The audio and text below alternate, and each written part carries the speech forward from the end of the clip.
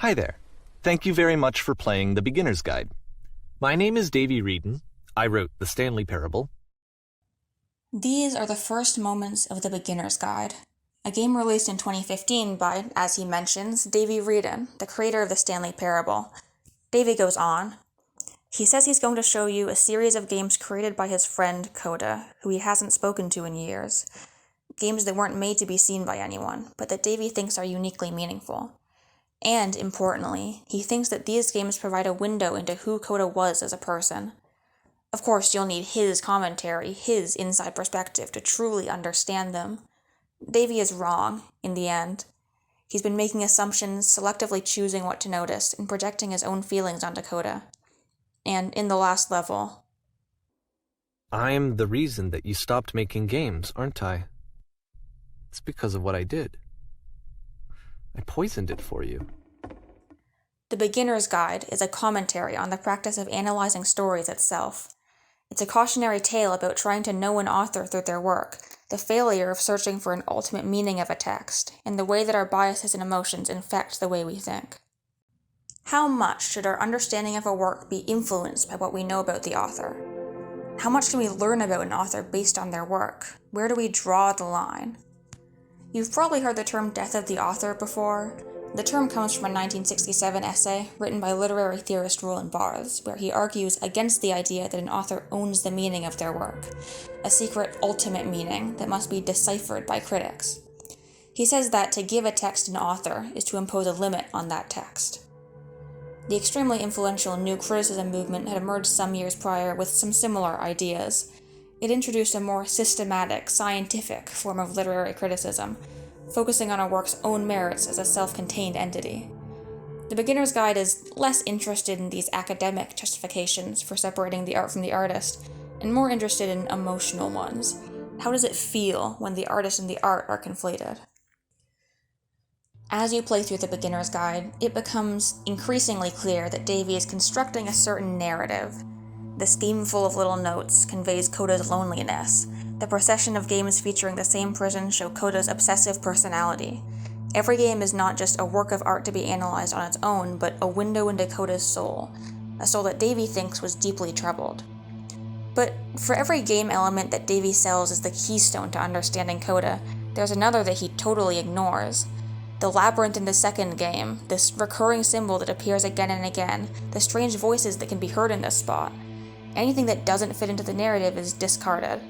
We start to see that Davy needs order.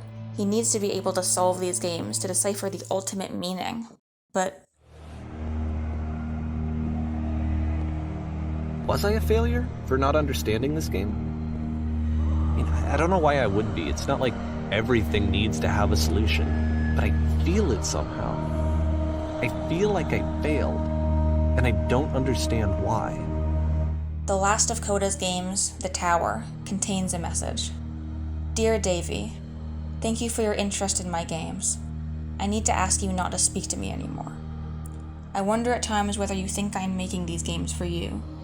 Would you stop changing my games? Would you simply let them be what they are? It doesn't all fit together the way Davy wants it to. In the end, all he's done is force his perception of Coda's games and his need for cohesion onto him. I guess if someone had told me ahead of time that he just really enjoyed making prison games, maybe I wouldn't have thought he was so desperate. I wouldn't have told so many people that he was depressed. Maybe he just likes making prisons. If the death of the author is the death of an author's authority on the meaning of their work, then what is this? The reanimation of the author? It's the total dissolution of the boundary between the art and the artist. And as Barthes says, it's inherently restrictive for Davy to analyze Coda's games in this way. When the author has been found, the text is explained, victory to the critic. Nothing else to be done, the puzzle is solved. New critics would call it intentional fallacy, the inherent failure and futility of trying to assume the intent of an artist. But then again, core to New Criticism's formal scientific approach to literary analysis is the assumption that there still is a correct solution, that it's even possible to look at art in an objective way. Is it, really? Davy thought he was being objective. Plenty of his analysis is fairly logically sound, at least on first glance. But even if we were to remove Coda from the equation, kill the author as it were, it's clear in the beginner's guide that Davies' interpretation of Coda's games is heavily influenced by his own emotions.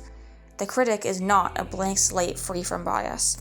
Failing to recognize that fact only means you're tricking yourself, too. Davy treats Coda's games like they're waking dreams, manifestations of the subconscious. He looks for signs of underlying emotions or conflicts. Everything has to mean something, be some sort of reflection of unconscious desires, and oh no, he's here. Sigmund Freud was almost as interested in the unconscious mind as he was in cocaine. To him, dreams were puzzles, made up of symbols and metaphors for repressed feelings or desires that, if solved, could be the path into understanding the unconscious. It's not hard to see how you could analyze texts in this way as well, and indeed many psychoanalysts did. The text is the dream and the author is the dreamer. It's exactly what Davy was doing, and, well, he was completely wrong. There's a reason psychoanalysis is so controversial, after all. But in this search for meaning within Coda's work, we learn a lot more about Davy's psyche than we ever do about Coda's.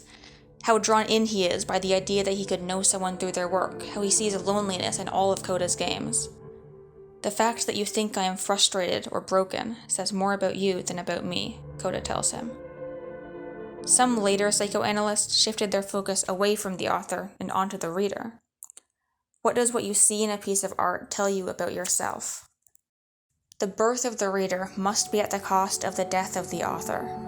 That's how Barthes' essay ends. The reader is not a passive observer, but an active participant in the text, just as much a part of it as the author. There can't be one universal meaning to a text, the kind sought by new critics or by psychoanalysts or by Davy. And trying to force there to be one, trying to find the artist through the art, is an exercise in futility, where everyone gets hurt. All of this is what I think the beginner's guide is about. It's what it's about to me, at least.